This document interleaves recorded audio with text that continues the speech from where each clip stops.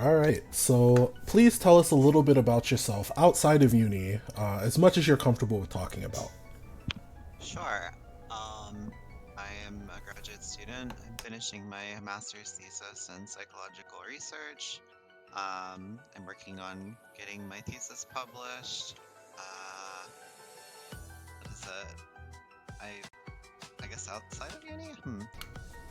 Uh, Well, I graduate work and thesis work definitely okay. takes up a lot of your time, right?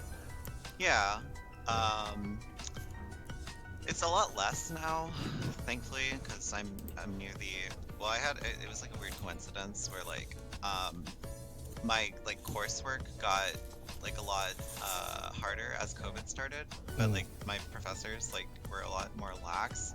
So it's difficult to determine if I got the appropriate amount of work question mark to be expected of a grad student. yeah. But it was pretty manageable for me. Um, I was working and going to school at the same time, but I was working through the school since again, COVID. Um, I don't really have. I'm not employed anymore. I'm just a full-time student. Yeah. I was lucky enough to be able to intern and go to school, and my bosses were pretty flexible. But now I'm done. Of course, I wasn't doing graduate work. It's a lot easier to do undergrad, I think, than graduate stuff.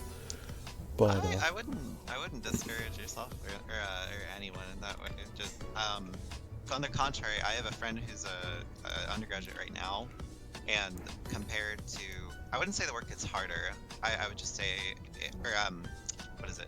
There isn't more work. It's just harder. Like mm, so, the expectations or whatever for whatever it is that you make are judged on a lot harsher criterion, but there's less of it, if that makes sense. that makes sense. So it's like smaller in quantity, but the expectation is a lot higher for the quality. Yeah, it's some people are gifted in the sense that they can just sleepwalk their way through their undergraduate and just go B's and A's along the way. Mm, Um, and for some people that's harder. Um, but I think what happens when you reach a graduate school is if you are one of those people that kind of just AFK'd, so to speak, through your undergraduate, you realize really quickly that that doesn't really work. mm. So That, yeah. that makes sense. So putting academia slightly to the side, what would you consider to be your hobbies currently? Uh, hmm. I play a lot of video games. Shadowlands came out, World of Warcraft. I've been streaming. I do mythic rating in that game, which is the higher tier of content. Mm, So I've been essentially no lifing that for the past month or two. mm. What else? I got sucked into Dota 2. I play with a bunch of friends. I socialize on the Any French Red server where everyone plays fighting games, except I don't because California connections. Yeah. Feels bad, man. Well, I know you were one of the people pushing us all to play Plus R, and I think you got to play against some any connections there too, right? Yeah, it actually felt really good though. Yeah. In the sense of I felt uh, the game was functional, Yeah. which was really scary because it was I'm not a veteran by any metric, but I dabbled in the game occasionally and would play people whenever they asked. Mhm. So but I had played the old netcode, so going from basically unplayable unless they're living next door to playing people on the other side of the world, essentially in what is 0 frame delay with some weird occasional but not frequent the G rollback. It was crazy. Yeah, I played for a little bit. I know we still have to play. You actually, I think you gifted me Plus I R. did. I did do Yeah, that. It was $2 on Steam. indeed.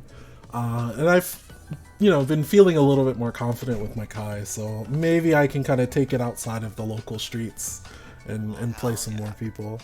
But we're not actually here to talk about Plus R. We're here to shift Yeah. gears. So I'll shift us into our first uni-related question. How did you actually get into Under Night and Birth? I was a BlazBlue person. I started playing in like CS2 era.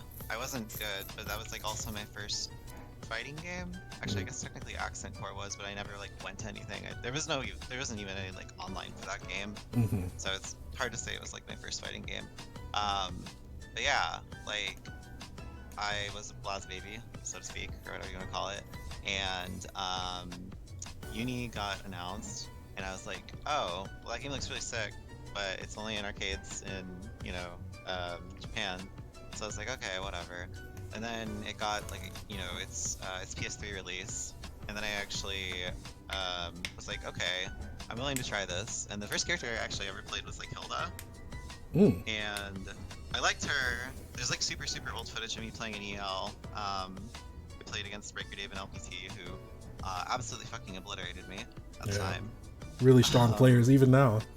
Yeah, yeah. And it's super weird too because like, especially for me because I like entered the scene like I wouldn't say late because like I was 16, but like I would watch VODs or whatever like of all these people like Song and like LPT and like Breaker Dave or whatever, and I was like, oh my god, like it'd be, and I wonder what like they're like in person, and then it's like fast forward like 2 years when I actually like went to locals or whatever and started meeting people, and it's like, oh wait, shit, I'm like friends with these people now. Like that's so weird. Um, yeah, I guess the short answer is I got into it from socializing with BlazBlue people that wanted to start playing the game, and so yeah. Yeah, because BlazBlue, I know is very popular out, in SoCal too. Like Breaker Dave and LPT are both extremely notable BlazBlue players. Of course, Breaker Dave dipped into Dragon Ball and then kind of came back to become one of the best players in the country again. Very nearly beating Clearlamp at Evo last year. But what would you actually find that you like the most about Uni? Like now that you've played it a while now, since you came in EL like I did. Yeah, I would.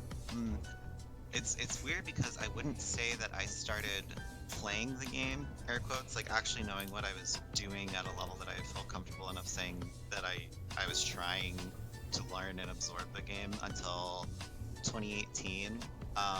The start of 2018, I think, is when, because I remember like December 2017, just like a bunch of like friends in another Discord I was in, just like Impulse was like, oh, let's play Uni, and I was like, oh, I like literally haven't touched this game in 2 years. Okay, and I was like playing it, and I was like, this is like kind of fun actually. Like, if you go back in my Twitter, I actually posted like a screen cap of like my Steam friends list and all the people I was playing with. I think it was a lobby actually. Mm. And I was like, this is actually like really fun. And like I was struggling with like PC BlazBlue at the time, but like no one really played it. And I was like, I'm gonna get into this. And then that was this. Then I think in 2018 it like had its revival. I think it was it in Evo at 2018 or 2019? It was in Evo in 2019, but we got the English version of the game in early 2018. Yeah. And then I was playing on PC basically for the entirety of like 2019. Also, sorry if I get like some years messed up. Like my No big my deal. sense of time is really bad. It's all good. But yeah, I pretty much net played all the way through. I want to say 2019 or 2019. And then I was like, oh, I should go to like tournaments or something for this. But yeah, again, short answer of the question, which I think the original question was, What do you like most about Uni? oh, oh god, okay, recentering. I really like the character diversity, to be honest. I coming from a game which has 45 characters that thrives on the drive system, where it's like character diversity is like key, because like essentially it's like each character has their own like playstyle centered around like their drive moves and all that. And then haha her anime Street Fighter or whatever. What is it? I just liked that the characters felt like so different from each other. I liked that, like, you know, going from like Hyde to Lene, it's like they're similar, but it's like they're doing different things. Yeah. I also really was in love with Melty Blood character designs, which tend to be more simplistic, which is again in kind of contrast to BlazBlue's more super complex, like really kitted out kind of stuff. And Uni kind of had the same vibe for me in that, like, you know, characters looked just like cleaner. I would say, like, it was very I don't know, it's like iconic in a sense, despite them being more regular. Yeah, it's one of the things that I also kind of found about Uni, like the aesthetic, because I actually do like BlazBlue like aesthetic, even though I know just like playing it, the visual overload was like one of the big detractors for me, because like I always kind of joke like I was playing against the Lychee, and I think CF1 or like early CF2, because I played Hibiki at that point, and I'm like, you know, between the stage, there was like that one stage with the dog on it that barks at you, and you're sitting there, and there's this green foliage stage with this dog barking at you, and Lychee is like swaying 5 different ways, and they're all 5 different moves. So it's just like between like parsing that, and then like you play against like Uni players online, and it's literally like, you know, you not Yuzu, but Aurier kind of has that thing going on with 4C and 6B, but like aside from that, you're just playing on a fucking park, a plain ass park, a plain ass undersection, and you know, this distinct monster is jumping at you compared to like the little lolly robot who's spinning at you. Like it's a lot easier to parse, so I can get it. You know, getting those two contrasts are interesting, because I know you like both games too. Yeah, I love both of them. To some extent, I think like some of that visual overload or whatever kind of still exists in Uni, but definitely not anywhere near as bad to the extent of like BlazBlue. Like my example in my head is like Carmine Wheel, which is just like a giant, you know, wall of haha. But even then, it's like compared to, you know, 9 doing like, you know, RC Crimson Raider following the explosion where you literally can't like see what she's doing is like, you know, it's a lot less obfuscating, I guess. Yeah, I think the closest approximate outside of that is maybe like Vatista Gym Explosion stuff. Like even though I've played enough that I can sense for the most part, like if a high's coming or if a low's coming, if you try to focus in on it, you find like the deer in the headlights kind of look. It's like, oh, what is she actually doing? And the flash is like, oh, I guess I'm getting overheaded now. You know. Yeah, definitely. Yeah. But we'll shift gears a little bit. So what's been a moment in Uni that you found that you can look back on and either think or talk fondly about? Like, what's a moment that sticks out to you in Uni? I would have to say, like, I guess there's 2, because there's 2 like competing in my head. I actually didn't really compete in Uni like all that much, because like, of course, the year that I decided, like, because the CLR came out and I was like, oh, I'm gonna take this like way more seriously, blah blah blah, was COVID year, so that's sad. But I did go to, I went to EVO 2019 where it was at, and I went to,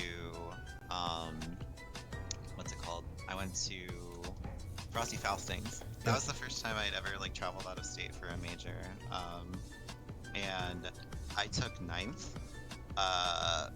and that was like actually like kind of fucking crazy for me, because it's like I've placed like top 8 in like CF tournaments or whatever, but it's like, you know, when you've played the game for like so long, like you kind of hope that like, you know, there's like some payoff there. So like, you know, getting top 8 in CF, especially in SoCal, is like sick, but like at the same time, it's like at that moment I had only really been playing Uni, air quotes, seriously for a year, and what is it?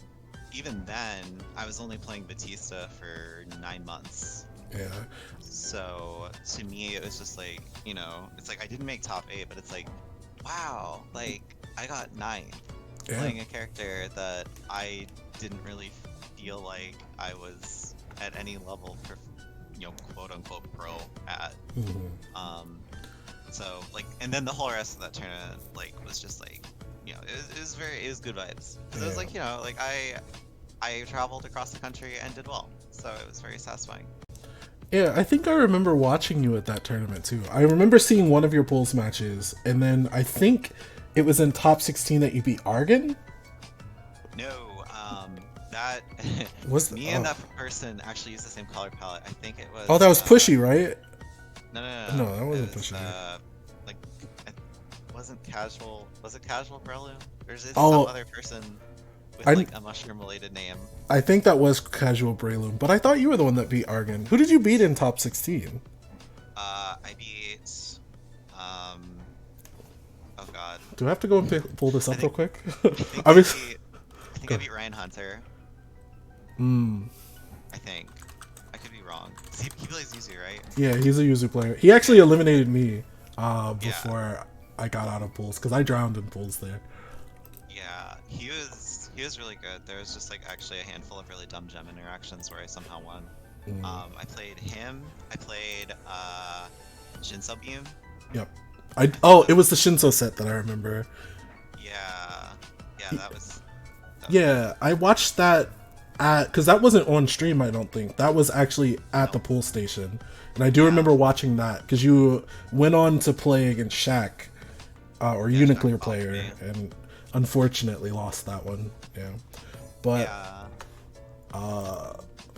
kind of got caught up in this. We still got quite a few questions to go, so I'll shift gears a little bit. You mentioned her before, even though I know the answer to this, I'm going to let you speak for yourself. Who is your main character, and why did you choose them? My main now is probably Carmine. I guess the SparkNotes version of like my thought process for mains is I originally mained Hilda, and that was fun. And then I started playing that like for fun, quote unquote. And then like after a while, I was like, oh, it's been like 4 months and I'm only playing this character. Oh, okay, I guess I play this character now. And then seeing tournament results was like really satisfying with that. And then I think in Uni Clear, I want to say around like June, it was kind of the same thing where, even in COVID, like people were like, oh, like SoCal doesn't have a Carmine, and I was like, do I actually like? Because we didn't have a VAT either, really. I know there's a few now, but I think at the time we didn't really have anyone. So I was like, oh, okay, I'll learn her, and people can grind against me, which happened. But like, I'm not even gonna pretend like I can do anything that Fox Up can. Yeah, he's amazing. Yeah, but it was kind of the same deal where I was like, okay, fine, like I'll learn Carmine so people can grind against me, and then like the learn Carmine so people can grind against me kind of sort of became like, oh, I guess I'm playing Carmine now. Yeah. And then what kind of convinced me to stick with him was I did a few exhibitions with Captain Sugar. Yep. He like hosted a handful of them. Those were the first two 11s, right? Yeah. Yep, I remember watching that because Cho did the art for that. Yeah, it's great art. I still have I have a lot of it saved because I think it's cool. What was I saying? Yeah, so Sugar asked me like, what character you want to play? And I was like, I'll just play Carmine. Like, it's kind of one of those things where it's just like, I'll just commit to it. Fuck it. Like, if it works out, it works out. If it doesn't, it doesn't. And pretty much like after that, I was like, okay, I guess I'm committed. Okay. So, with that being the case, you've mentioned 2 characters, but do you have any designated sub-characters currently? I sub, air quotes, a lot of characters. Although in terms of ones that I would consider, like, I would actually play in a tournament setting, it would probably be like Hilda Bat, and that's pretty much it. Everything else, like, I can play for fun, but I wouldn't be like, yeah, I'm gonna counterpick this matchup with X character, because it's like, no, like, I don't know them. Yeah. I actually thought that you were going to say Landrakia, because I know that you played him for a little bit. Shit. I forget that I spent 4 months playing that character. Yep. Yeah, I guess I sub him. Part of the reason that I have difficulty like saying that I do is 1, I don't think my playstyle meshes too well with the character. And 2, lack so much knowledge on him. Like from my perspective, it's like I'll see like Fox play or other people that are good at the character. I want to name at least one other. Sweat or something. Fuck. Suika, White Beasts. They're in the Unicorn. Their name starts with an S. I can't remember it right now. I'm sorry if they're watching this. But I just feel like I lack a lot of knowledge of that character, so it's hard for me to say like, oh yeah, I'd play them in tournament. Yeah. Okay. So with that being said, I think you might be, from your character choice slanted in a certain way, but again, I'd like to hear your own opinions about this. What would you consider to be your playstyle, and how do you express yourself in this game? I am the oppressor.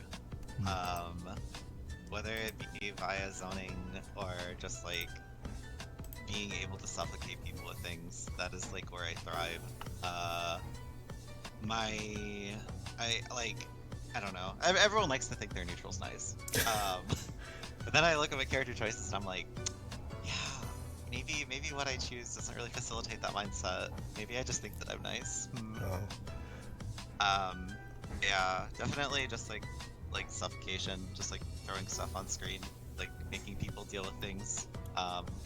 Single player games, I guess, quote unquote. Yeah. I mean, playing 1P games in 2P games is pretty fun. I definitely like making sure that people don't get to play, even though they think they're playing. Yeah, I guess that's what I would say.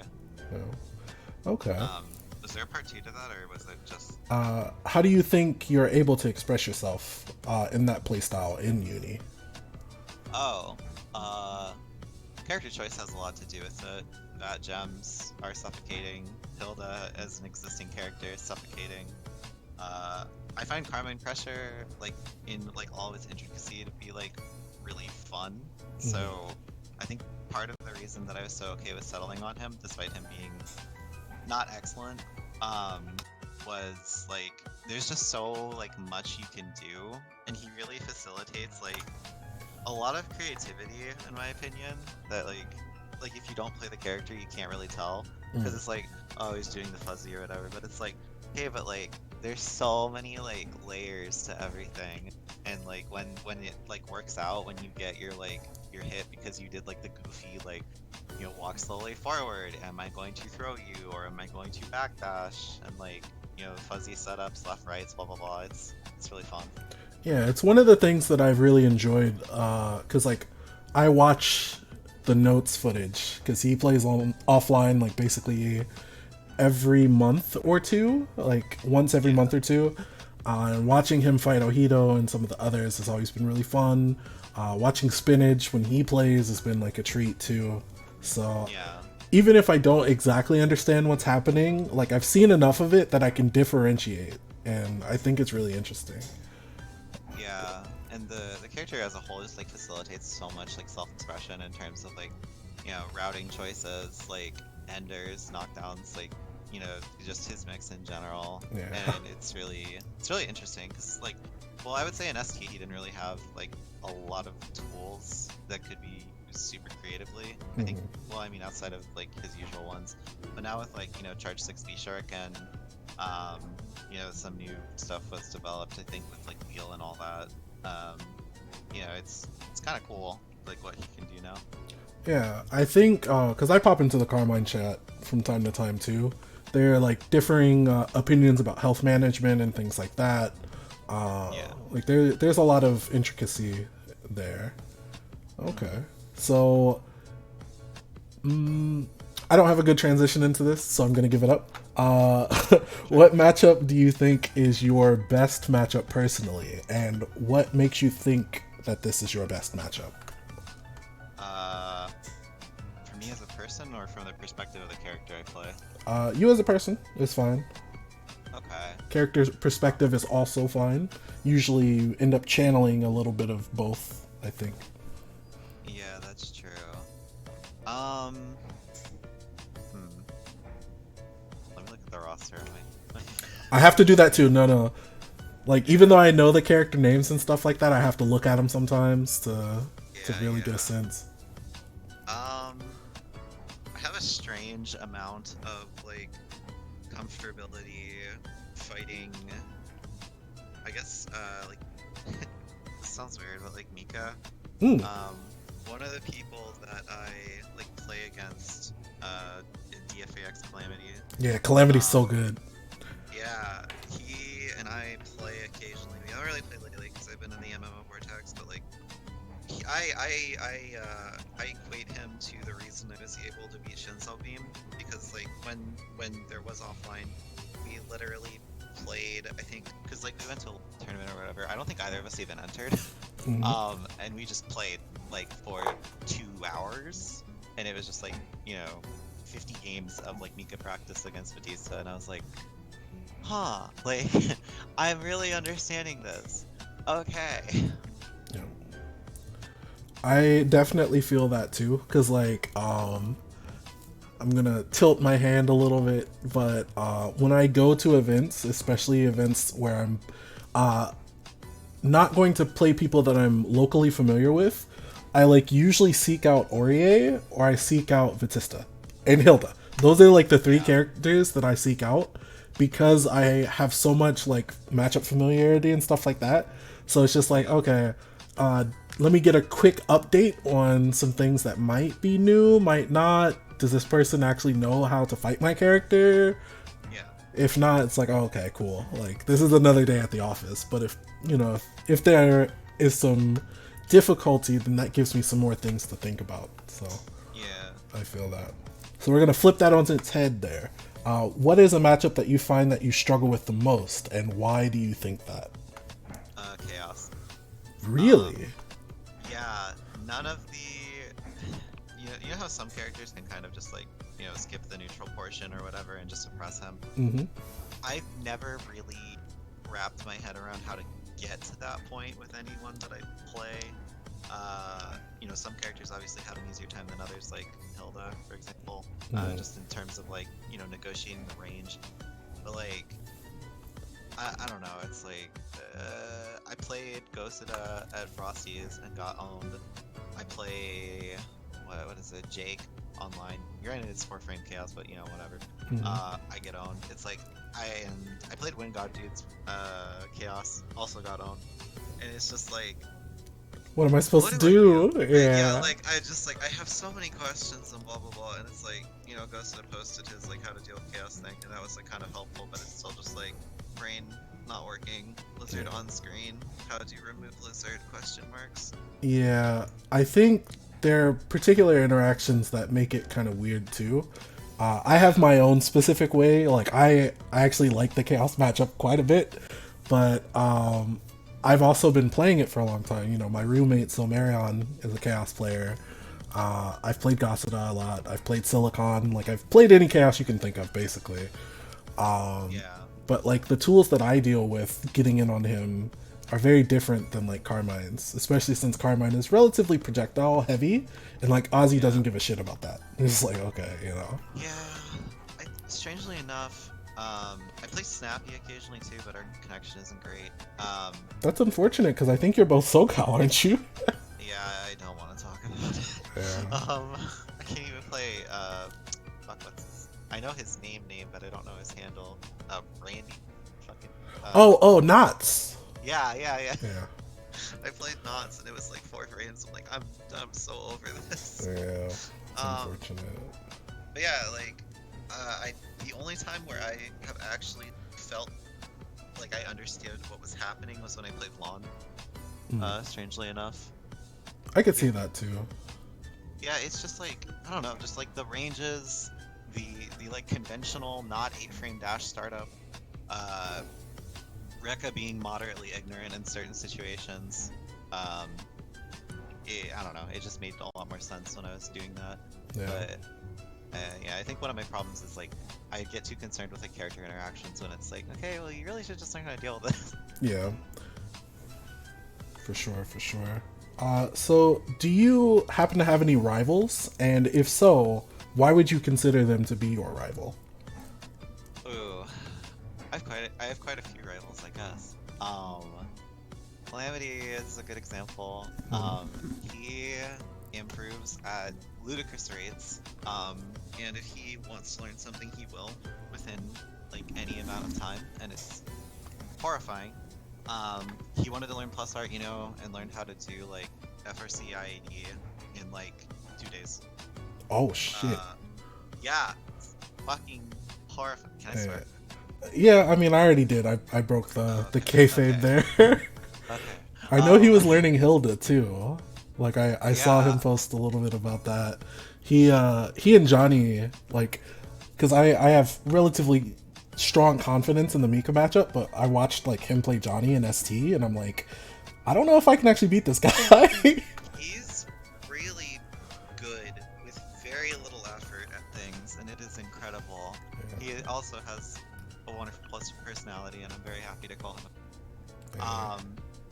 And then I guess the only two other people that come to mind are, I love Captain Sugar, but he's not a rival because one, we don't play too often, and two, like, I don't really compete anymore at the same time as him, so I just like review his VODs and like we talk about stuff.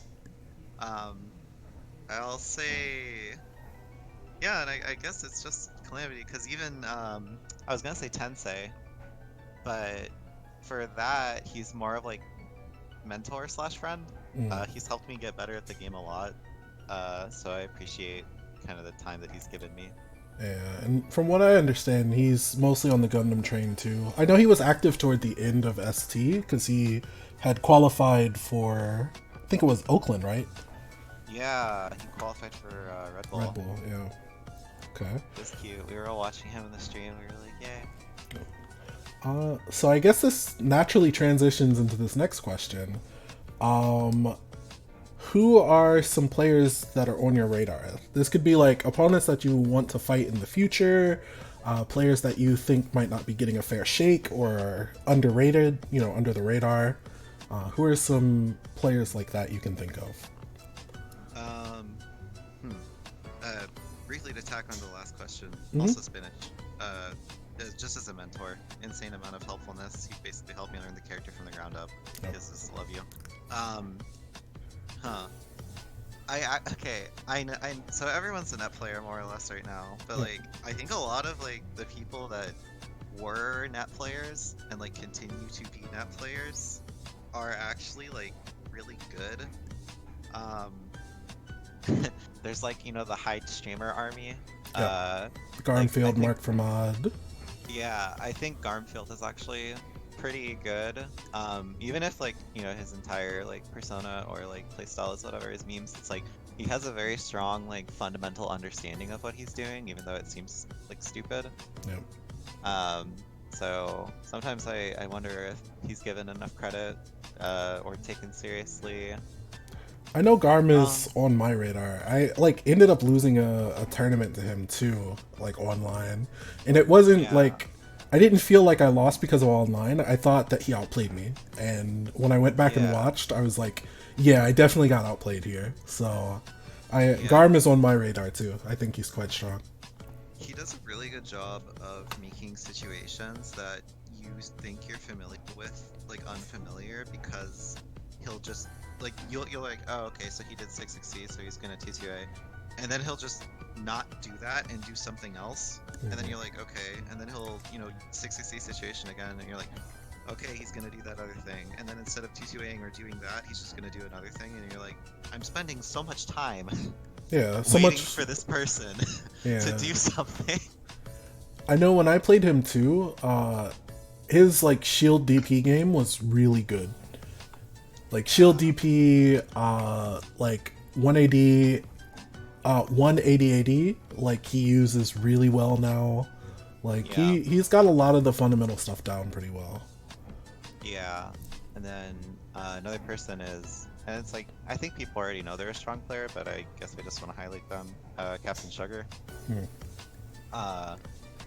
He plays a really unique style of Linne, which is like, because like, so at one end of the spectrum, right, you have like Brandon, like NYCZ Brandon, like LOL, like DP, like dice roll factor or whatever you want to call it. But like Sugar's is like, it's very like tame, it's very slow. It's very like fundamental, and it's like, you know, I hate using the word fundamental because everyone's mind goes to like, oh wow, like honorable fundamental master. It's like I don't mean it like that. I just mean like in the sense of like it is very fundamental based. Like Yeah. he plays super passively sometimes, and it's just like I don't know. I think it's actually really effective against a lot of people who want to play like the more aggro, like just run at people thing. Hmm. Yeah, I haven't gotten to watch too much of Captain Sugar, but the way that you're describing him kind of reminds me of like Dark Hero. Um, Yeah. you know, because Dark Hero plays that 5C game, 5C no cancel, 5C delay, you know, Kuga, you know, Yes. that laid back, like, I'm going to passively take in what you're giving me and then, you know, kind of grind you down type of game. Yeah. So if Captain Sugar plays like that, then I think that style can also be very effective too. Yeah, he's really interesting to watch for that. Just don't watch his sets versus Smiles. Well, Smile is his gameplay accelerator, I would say.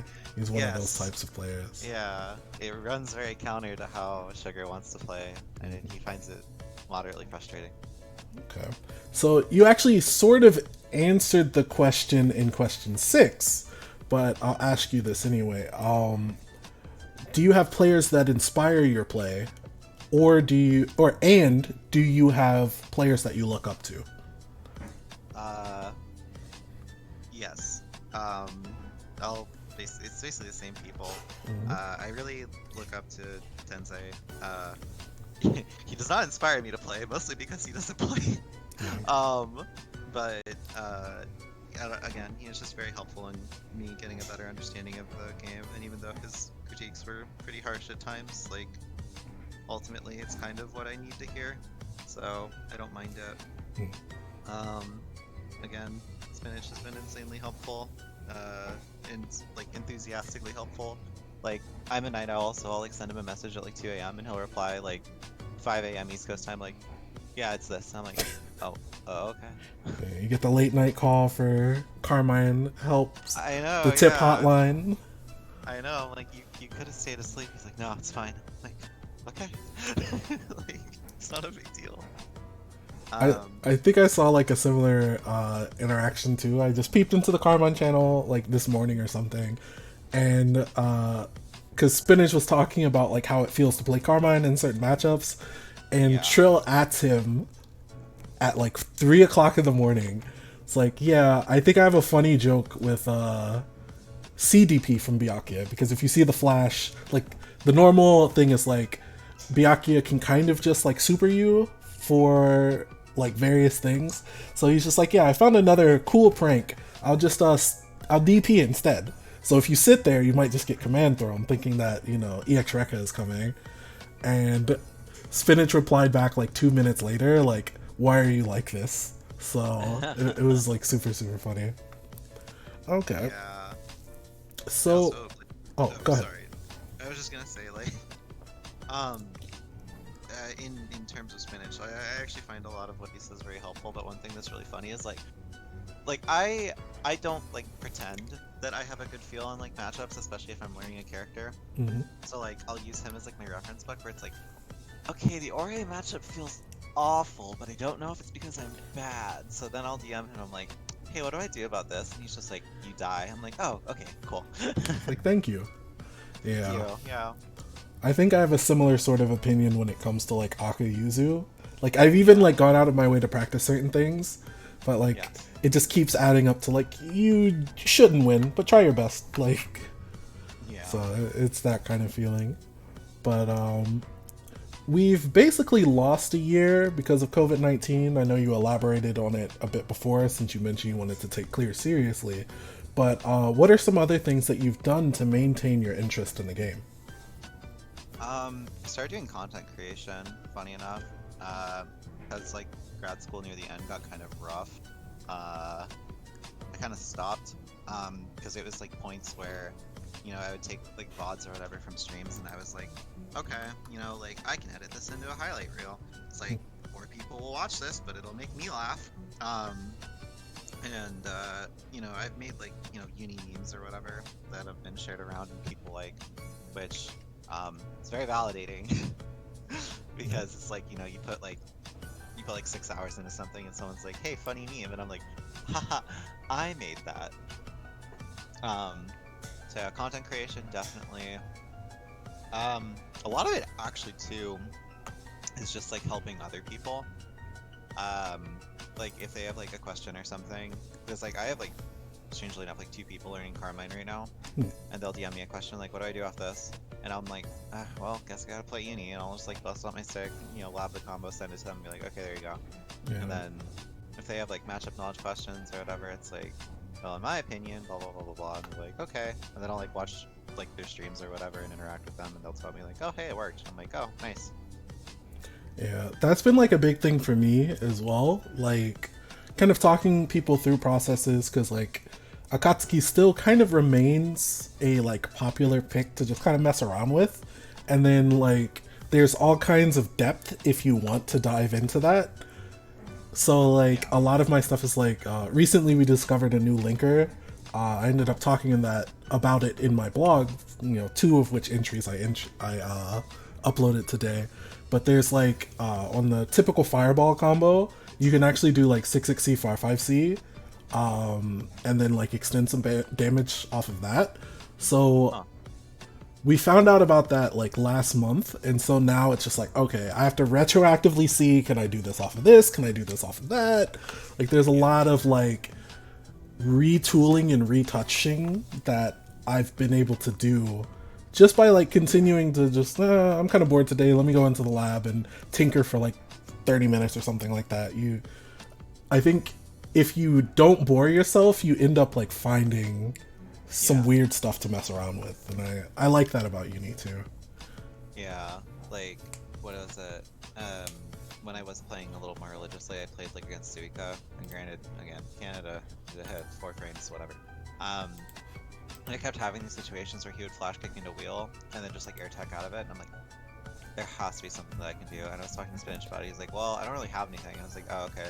So him and I like made something and like slapped it together, and I was like, wow, I now have an answer to my problem. Wonderful. Like, yeah, there's like a lot of diagnostic work that you can do. Like, I was so tired of Aurier just jumping at me that like I set like 5 different dummies to just do like regular jump, evasion, blah blah blah, and I'm like, all right, I tried to 6C, it didn't work, tried to do this, tried to do that, tried to air throw it, sometimes it didn't work. I'm like, ugh. So then I got so mad, I just like threw my hands up in the air, I like neutral jump and just hit C, and then I saw counter hit. I was like, oh, okay, this is a thing. And then I started hitting people with it. So like you definitely find a lot of fun stuff like that. yeah, agreed. So with that said, do you have any specific goals that you're working toward currently? In regards to like Uni specifically? Yeah, in regards to Uni, do you have any goals that you're working toward? Now that I'm like near the tail end of my program, I kind of just have like 6 months to write my thesis and chill out. This is a really small goal, but it's still a goal. I'm someone that I don't want to make it like sound sad, like I struggle with anxiety or like, you know what I mean, but I kind of do. And even like it's so stupid. It's like even things like NetPlay tournaments, it's like, like I'll get like, super anxious, like my heart will like beat at like 20 miles a minute, and it's like you're literally fighting like Tom Cruise 69. Like, calm down, it's not that big of a deal. Like, Yeah. But yeah, my goal is to enter a NetPlay tournament. It's so stupid, I know, but it's so like within the next month is my timeline. Yeah, I think that like, because we've actually talked past exhibitions, like I've helped you calm down from things and kind of recenter and stuff like that. I think that like even NetPlay tournaments kind of fill me with anxiety sometimes. Like I actually super dread exhibitions. Like I've entered I've entered a couple of them, but like I always feel going into an exhibition, like if I don't like super prepare, like I'm cramming for a test, it's just like, I'm going to go on here and I'm just going to get my ass whooped, and like people are going to be like, yo, Jushipi sucks, Akatsuki's bad. I'm just like, ugh. But I have like a few techniques that really allow me to just kind of center in, and then like by the time I'm like midway through an exhibition, I'm just like, what's going to happen is going to happen. Like, Yeah. you know, there are like some techniques that I can probably talk to you about afterwards that will help with that. Please. So I feel it too. I definitely feel it too. Yeah. I know like one of my goals is like, this is kind of like an overarching goal, I guess. It's really nebulous, but like a lot of what I do with Akatsuki is like working toward like mastery. It's just like, Yeah. you know, can I learn to anti-air better? Can I learn to apply a tool that I didn't really think about trying to use in a different way? Like those sorts of little like pieces add up and give you small goals to like pick up on. Like one of the more recent ones I think was well, it was hitting that linker that we were talking about, but we found an extension. We found an extension there too. So I was like, I want to work on training myself to recognize that and then hitting that combo. And if I can do that online, or if I can showcase that in an exhibition, like I've hit one of my goals. Like it's a nice little goal. Oh yeah, yeah. I showed that off. Like that's definitely been to my benefit too. Completely similarly. You know the the Axis exhibition that I did recently. Yeah. I had not played Lawn in like 4 months before that, so I literally like was like, okay, I need to do like cool things, like screw winning. The whole goal is to do cool things because like I'm showing off a character, and you know I don't want to misrepresent it, so I'm just gonna learn all the cool things. And I was like, okay, I have to do one fuzzy like in the set, like I have to do one, and like I went for it like 4 times and I finally got it. I was like, oh, thank you, Finally. Jesus. Yeah, when I hit somebody with like a double, I'm just like, okay, it worked. Like, Yeah. they might have tried to shield the first one, but you got hit by the double. Like, cool. Like, I'm happy. Yeah. Okay. So that actually ends the questioning round. The last thing that I'm going to ask of you is to give us some places to see your content or to follow you, like on social media. Oh, sure. I have homogenized all of my social media now, so it's a little easier to find me. I tweet about my life and stuff and content at what is it? What's the expression? You can find me on Twitter at pinku_JP. And I also stream, like, right now it's just World of Warcraft. But I stream at twitch.tv/PinkuJP, no underscore there, because someone on Twitter has the normal PinkuJP, so you know how that be. Yeah. Okay. Well, I appreciate you putting aside some time to speak with me today. Of course. Definitely appreciate it. I know, like, I'm relatively familiar with the East Coast and obviously with the Midwest, but I'm not as familiar with the West Coast, actually. So I definitely wanted to talk to a couple people. I think you're the third person I've talked to on the West Coast, so I'm glad that I've gotten to know a little bit more about the scene out there. Yeah, it's a pretty good scene. I don't think it's anywhere near as like close knit as like East Coast, just because like it seems like everyone there knows each other. But like, yeah, no, like a handful of people like will come into contact. Like me and Tom or Sugar talk like all the time. And then there's like a few other people in the Discord that like when we see each other we'll say hi. But yeah, it was closer when it was offline, obviously. But Yeah. oh well. Yeah, it happens, and you know, I think like it's hard to want to net play Uni. Like even as a person who net plays it all the time, it's like hard to really want to net play and stay connected when you could be doing more enjoyable things. So I definitely get it. But all right, again, thank you, and I will go ahead and stop.